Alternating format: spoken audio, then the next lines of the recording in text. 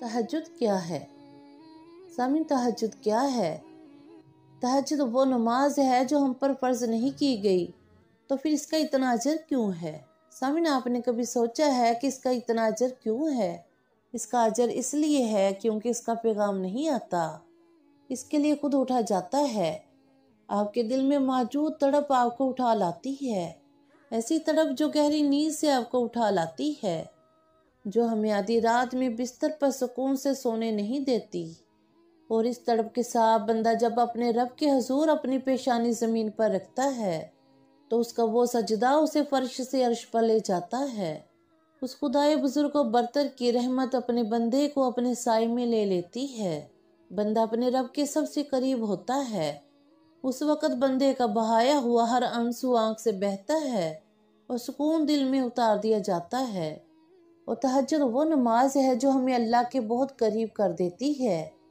उस वक़्त रब इतना करीब महसूस होता है कि लगता है कि वो बस हमें ही सुन रहा है। वो हमारे अंदर एक ऐसा यकीन पैदा कर देता है कि उसने हमारी मांगी हुई हर दुआ को कबूल कर लिया है। और तहज्जुद में मांगी गई दुआओं पर कुन फयकून की बारिश होती है। और जब बंदा गिड़गिड़ा कर अपने रब से दुआ मांगता है तब अल्लाह भी दुआओं पर कुन कह देता है। सुभान अल्लाह। बेशक दुआएं कभी भी रद्द नहीं की जाती, फिर वो तहज्जुद की हो या फ़र्ज़ नमाज की, फिर वो हंसकर मांगी गई हो या रोते हुए, फिर वो किसी नमाजी की हो या बेनमाजी की।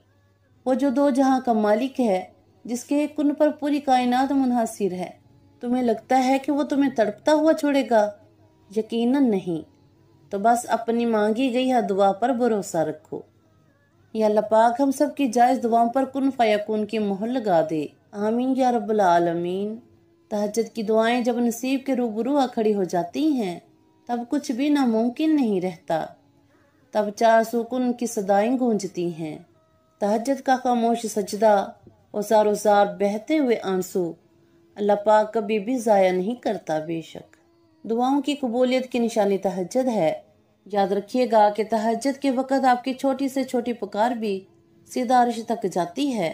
तहज्जुद की नमाज बनाई ही कबूलियत के लिए गई है। तुम्हारा रात की आखिरी पहर नींद कुर्बान करके तहज्जुद पढ़ना ही तुम्हारी दुआओं की कबूलियत की सबसे बड़ी दलील है। अगर तो कोई दुआ तुम्हें तहज्जुद तक ले गई है तो जान लो कि वो तुम्हारी दुआ कबूल हो चुकी है।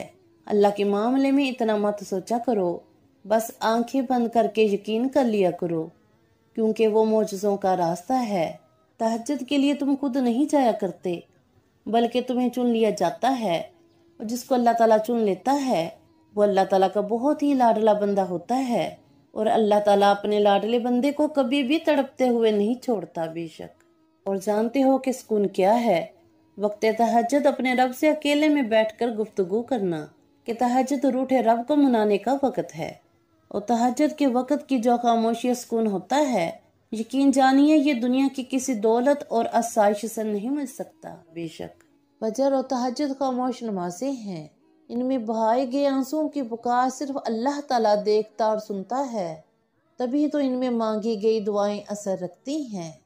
तभी तो इनको अदा करने के बाद इंसान का दिल सुकून से भर जाता है। बेशक कि तहज्जुद का वक़्त खुदा की मोहब्बत का अरूज होता है। कि तहज्जुद का वक़्त खुदा की मोहब्बत का अरूज होता है।